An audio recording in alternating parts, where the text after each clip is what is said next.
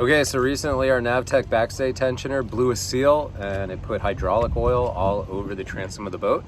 In this video, I'm going to take the Backstay tensioner out.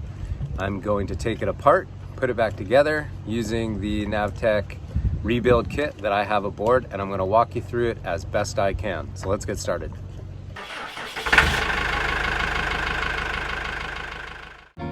What I've done so far is I've taken my check stays. The check stays, I've secured both of them to the back of the mast.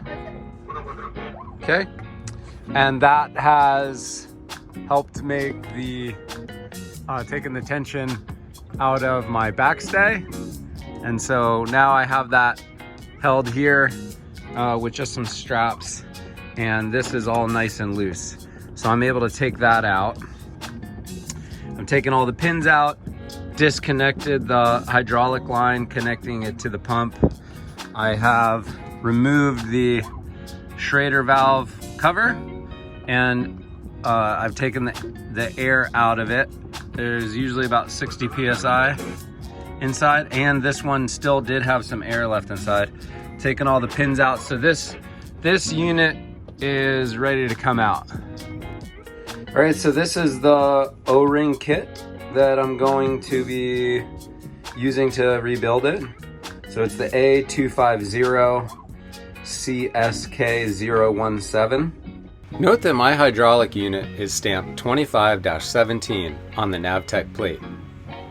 NAVTEC built a variety of these hydraulic arms for different working loads, so you need to check their website for the correct one for your boat. I put a link to NAVTEC's seal kit list in the description below. These can be ordered through any of their dealers. That link is also listed below. To disassemble, first make sure you have already bled any remaining air pressure by pressing the stem of the Schrader valve. Use an Allen wrench to remove the set screw. This can then be spun off the end of the threaded rod. You might need a strap wrench to unscrew the cap. I then remove the lip seal, which keeps the contaminants out, like salt and dust. Pick tools are very helpful for this type of work. I got mine from Harbor Freight. Be sure to pay attention to which side of the lip seal faces up, as there is a right way and a wrong way. Placing the new lip seal back in place is quite easy, but if it does go in upside down, I'm not sure you'll be able to get it out without damaging it, so be sure to pay attention. The ring I placed down here was a metal ring that sits just on top of the upper piston. It holds in place a rubber seal, which I will remove shortly. I then removed the remaining assembly from the housing. This took some running starts to get it out, as the O-rings are seated quite tight. Here I unthreaded the upper piston the same way that I removed the cap. Then I took out the inner rubber seal that I just mentioned. There are two outer seals. Here I am removing them. One is flat and the other is round. Be sure to pay attention to which one is on top.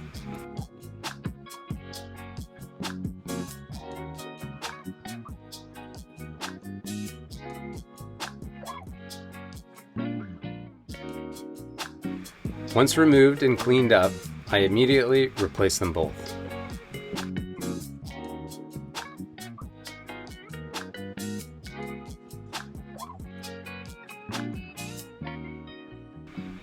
The lower piston took a little more finesse. The replaceable parts here include a rubber seal sandwiched between two plastic spacers.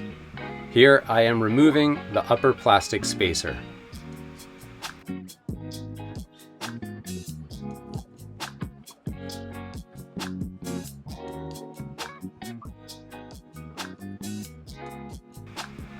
I then saw that the lower piston can be removed after taking a pin out. This helped later with the reassembly, since the thread run was much shorter than the other side. Here I'm taking off the second lower plastic spacer.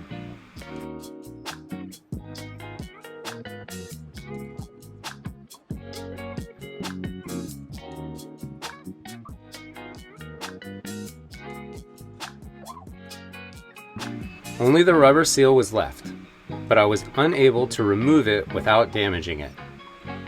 Be sure to pay attention to which side is up for this seal as well. After cleaning it up, I tried to install the rubber seal I just removed. I found this impossible. My first idea was to get some hot water to soften it up.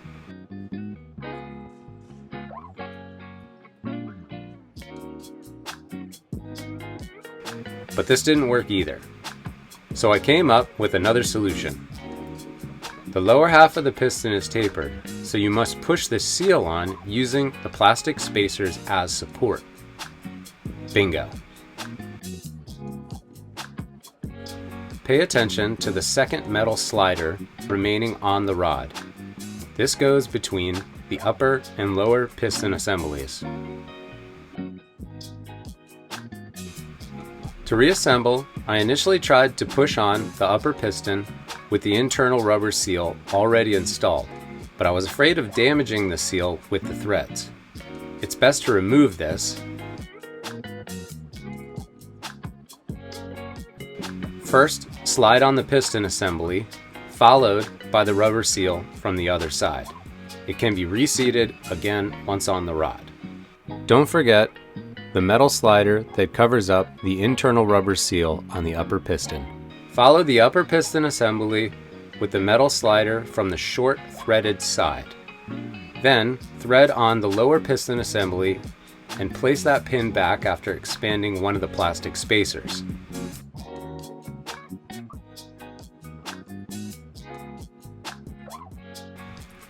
Then the cap goes back on. Be careful not to force this, just thread it on. The threads do not damage the lip seal. To get the rod and pistons back in the housing, I first lubed up the new seals with some hydraulic oil.